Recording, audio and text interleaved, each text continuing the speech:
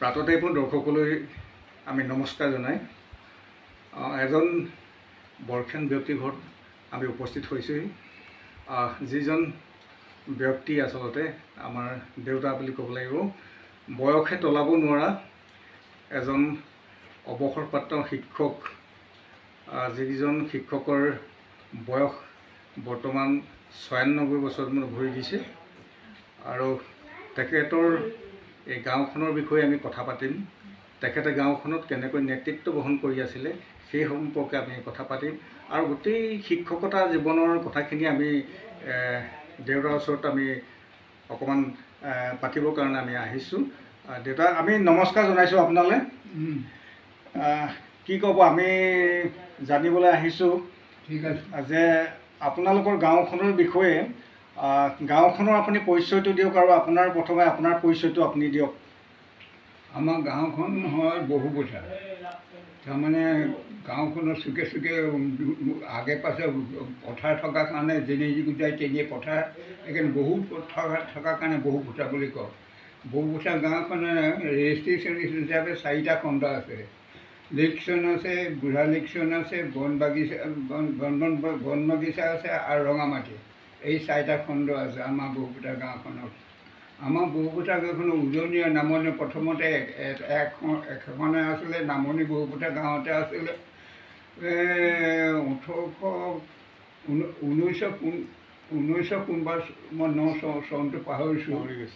তেতিয়া আমাৰ জনসংখ্যা বেছি হোৱাৰ কাৰণে তালৈ অহা যোৱাৰ কাৰণে অসুবিধা হোৱাৰ কাৰণে আমাৰ উজনি খণ্ডৰ নামঘৰটো আনি পথাৰৰ মাজত এটা টিকা এটা তাতে বহুৱালে। তাতে কিছুদিন থাকিলে, থকাৰ পাছতে এবাৰ নামঘৰটো জ্বলি গৈছিলে।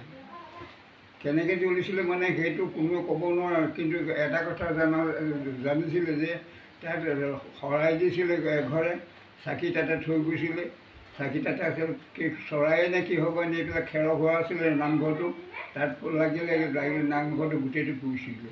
তাৰপিছত ৰাইজে আকৌ কাঠ বাঁহ গোটাই পেলাই ডাঙৰ এটা নামঘৰ বনালে।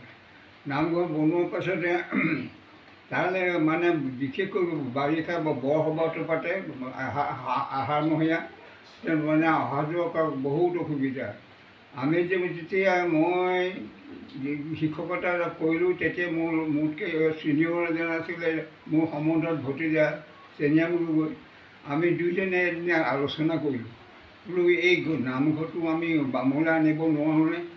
এইটো কথা চিন্তা কৰি পেলাই আমি মাটি ক'ত পাম, কি কৰিম চিন্তা কৰি আমাৰ এতিয়া যিটো PWD আলি আছে, এই আলিটো গাঁওখনৰ পৰা উত্তৰ চাইডে এটা গেজিটি মাটি আছিলে। আমি চৰকাৰ কৈ পেলাই সেইটো এবিঘা মাটি আমি ল'লোঁ নামঘৰ কৰিম বুলি। তাৰপৰা ৰাইজৰ লগত আলোচনা কৰিলোঁ। আলোচনা কৰি পেলাই তথাপি সেই টিকাটো নামঘৰৰ কাৰণে বৰ উপযুক্ত মনঃপূত নোহোৱাৰ কাৰণে আমি আকৌ চিন্তা কৰিব ধৰিলোঁ, গোটেই গাঁৱৰ মাজলৈ কেনেকৈ আনিব পৰা যায়। এতিয়া বৰ্তমান যিটো টিকা আছে, সেই টিকাটো আমি অলপ পচন্দ কৰিলোঁ। পচন্দ কৰি পেলাই আমি ব্যস্তই দিয়ে নিদিয়ে এই লৈ পেলাই এদিন নামঘৰ ৰাইজ গোট খাওঁতে আমি কথাটো আলোচনা কৰিলোঁ। এজন আমাৰ গাঁৱৰ বিশিষ্ট লোকে তেওঁ ক'লে যে মই ক'লে বোলে মাটিডোখৰ দিব। সেই যি বুলি ক'লে সেই তেতিয়াই নামঘৰৰ পৰা আমি 5-6জন মানুহ সেই মানুহ ঘৰলৈ গ'লোঁ। এই কিমান চনত আচলতে মনত আছে নেকি? কিমান চনত তাৰ পৰা অহা হ'ল? 1954 এনেকুৱা মানতে, 54 ইচ্ছা প্ৰকাশ কৰিম যে আপুনি এতিয়া আপোনাৰ বয়স যিটো 96 বছৰ, 96 বছৰ হৈছে। আপুনি কোন চনত জন্মগ্ৰহণ কৰিছিলে, অলপ মনত আছে নেকি? 1930 চনৰ 28 চ'ত 12 এপ্ৰিলত মোৰ জন্ম হৈছিল। সেইদিনাখন ৰাতি দেওবাৰ 5টাতে জন্ম হৈছিল। কিন্তু মোৰ জন্ম এটা কাহিনী আছে। হয় হয়। মোৰ লিখীয়া জন্ম হওঁতে মই পেলাই দিয়া সন্তান। মই জন্মৰ পাছতে মোক পেলাই দিবলৈ উলিয়াইছিলে, কাৰণ মোৰ লিখীয়া জন্ম নাই। মই 7মহীয়া সন্তান। হয় হয়, 7মহীয়া সন্তান বুলি দেউতাৰ গোটেই কথাবিলাক আচলতে মনত আছে, আৰু জন্মৰ তাৰিখ পৰ্যন্ত আচলতে মই মনত আছে। তেখেতৰ বোলে পুষ্টিও আছে, জন্মৰ সকলোখিনি আছে। সেই সময়ত আপুনি যিটো শিক্ষকতা, প্ৰথম শিক্ষকতা আপুনি ক'ত কৰিছিলে? প্ৰথম শিক্ষকতা মই মানে 1953 চনত তাৰ আগতে মই টেকনিকেল মেট্ৰিক ফেইল কৰিলোঁ।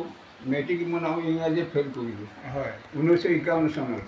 51 চনত ফেইল কৰি পেলাই তাৰপৰা ঘৰতে আছোঁ, টিউশ্যন ল'বলৈ বিচাৰিছোঁ। 52 চনত ইংৰাজী শিক্ষক নাপায়। আমাৰ ভোলাগুৰিত তেতিয়া ইংৰাজী তেনেকুৱা শিক্ষকেই নাই আৰু দূৰণিত গৈ পঢ়িবলৈও উপায় নাই। এতিয়া 52 চনত মানে মেট্ৰিক দিব নোৱাৰি পেলাই এই টেকনিকেললৈ গৈছিলোঁ। যোৰহাটত টেকনিকেল ৱাৰ টেকনিকেল আছিলে। তেতিয়া মোক ল'ৰা কেইজনমান লগ ধৰিলে যে এনেকৈ ইণ্টাৰভিউ এটা আছে, তাত টেকনিকেল ল'ৰা লৈছে। মই গ'লোঁ আৰু লগত তেওঁলোকৰ লগতে গ'লোঁ। তাৰপৰা ক'লোঁ বোলে আমুক তাৰিখে আছে, আগতে এবাৰ হৈ গ'ল হেৰি। তাৰপৰা আমি পৰীক্ষা দিলোঁ। পৰীক্ষা দিলোঁ, মই খুব ভাল ধৰণে পাছ কৰিলোঁ। মোক কিহত ল'ব লাগে মই বোলো ইঞ্জিনিয়াৰিং লওঁ। সেই বোলে ইঞ্জিনিয়াৰিং চিট পূৰা হৈ আছে, আপুনি মেকানিকেল ল'ব, মাহে 20 টকা হেৰি বৃত্তি দিয়া হ'ব। তাৰপৰা সেই বুলি সন্মত হৈ পেলাই আহিলোঁ। ঘৰত পালোঁহি।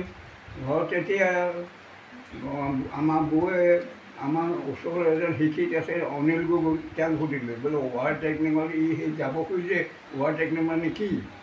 এতিয়া বোলে যুদ্ধৰ টেকনিকেল, ইয়াতে পাছ কৰাৰ পাছত যুদ্ধলৈ গুচি যাব লাগিব, তাতহে কাম কৰিবলৈ হয়। তেতিয়া মায়ে মোক বাধা দিলে। ভয় খালে আচলতে আপোনাৰ তাৰমানে মাক মানে এইটো মায়ে ভয় খাই গ'ল যে ল'ৰাটো যুদ্ধলৈ নপঠাওঁ। আচ্ছা, আমি এই কথাটো আমি ইমানতে সামৰণি মাৰিছোঁ। যেতিয়া আপুনি শিক্ষকতা কৰিছিলে কোন চনত বুলি ক'লে? কোন চনত? 1953। তেতিয়া মই ৰাইজে তেতিয়া আমাৰ চুবুৰত 53-54 এনেকুৱা 53 চনত। আপুনি 1953 চনত মই মানে টেকনিকেলত যাব ওলাইছোঁ নহয়। তেতিয়া এই আমাৰ চুকত তেতিয়া ল'ৰা ছোৱালীবোৰ ডাঙৰ ডাঙৰ হ'ল, মানে পঢ়া স্কুললৈ যাবলৈ সুবিধা নাই। বহুপুতাল গাঁও যাবলৈ পথাৰ বোকা পানী বাৰিষা। আপুনি ক'ত পঢ়িছিলে? এতিয়া আপুনি এতিয়া 9লৈকে পঢ়িছিলে, মেট্ৰিক দিছিলে ক'ত? 9লৈকে ইয়াত এই ভোলাগী হাইস্কুলত, তেতিয়া নতুন হাইস্কুল হৈছিল তেতিয়া তাত ভোলাগী হাইস্কুলটো। তেতিয়া ইংৰাজী মাষ্টৰ নাই, কেতিয়াবা আহে দুমাহ এমাহ তেনেকৈ গুচি যায়। আকৌ তেতিয়া এই 49ত এইটোত ফেইল কৰিলোঁ। ফেইল কৰি পেলাই মই গোলাঘাট মোৰ লগাবোৰ প্ৰায় গুচি গ'ল গোলাঘাট। ইয়াত মাত্ৰ কেইজনমান থাকিলে। তাৰে পৰীক্ষা দি পেলাই 2জনেহে পাছ কৰিলোঁ। আপুনি গোলাঘাটত পঢ়িছিলে নেকি? গোলাঘাটে হিন্দী স্কুলত পঢ়িছিলোঁ। গোলাঘাটৰ হিন্দী স্কুললৈ আপোনালোকে কেনেকৈ যায়? সেই মুহূৰ্তততো যাতায়াতৰ ব্যৱস্থা অতি দুৰ্গম। তেতিয়া আমি হেৰি শালিকীপতিত মানে তেতিয়া আমাৰ ইয়াৰ উকিল এজন আছিল। হয়। আৰু পঠিয়াই পঠায় তেওঁ কোৱাৰ্টাৰ চাৰিওফালে আমাৰ বহুত ল'ৰা ছোৱালী আছিলে। তাতে তেওঁ হেৰি কৰি বৰ্ডিং কৰি পেলাই তাতে। ইয়াৰ পৰা কেতিয়াবা খোজকাঢ়িও যাবলগীয়া হয় নেকি গোলাঘাট?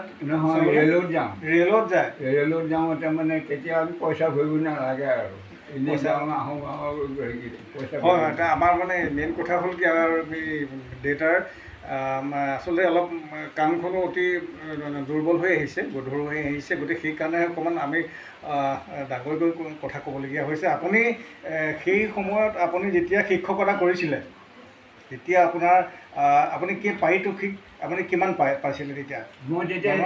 মই মানে অনুবাদে এই ৰাইজে এটা স্কুল ঘৰ বনালে ইয়াতে।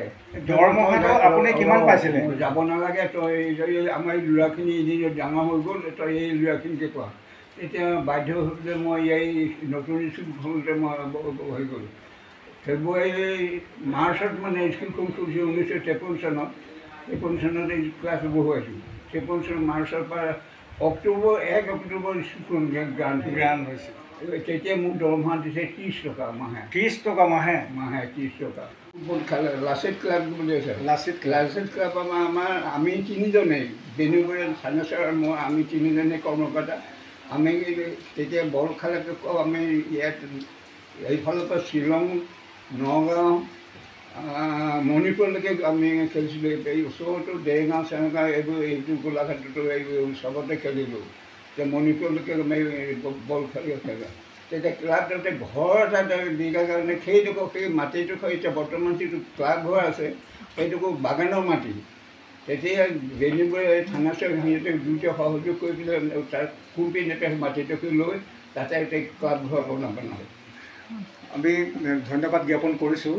আচলতে আমাৰ যিজন আচলতে অৱসৰপ্ৰাপ্ত শিক্ষক দেৱকুমাৰ বৰা দেউতা তেখেতৰ মুখেদি মানে প্ৰকাশ পাইছে তেখেতে আচলতে এজন সুদক্ষ ফুটবল খেলুৱৈ মণিপুৰ পৰ্যন্ত যাবলৈ সক্ষম হৈছে বিশেষকৈ ওচৰতে থকা এটা প্ৰখ্যাত মানে লাইব্ৰেৰী লাচিত ক্লাব বুলি কয় লাচিত ক্লাব আৰু লাইব্ৰেৰী গাঁওখনৰ পৰা ধৰি বিভিন্ন নামঘৰৰ বিভিন্ন অনুষ্ঠানত আচলতে নেতৃত্ব বহন কৰি অহা বয়সে তলাব নোৱাৰা আমাৰ এজন দেউতা আমি তেখেতৰ কথাখিনি শুনি অতিশয় আনন্দিত পালোঁ আচলতে এইটো এটা মানে ইতিহাস বা দলিল ৰৈ যাব বুলি আমি ভাবিছোঁ আৰু তেখেতৰ সুস্বাস্থ্য আৰু আমি দীৰ্ঘায়ু মানে কামনা কৰিছোঁ এতিয়া আমি দেউতাৰ পৰা আমি বিদায় লৈছোঁ ধন্যবাদ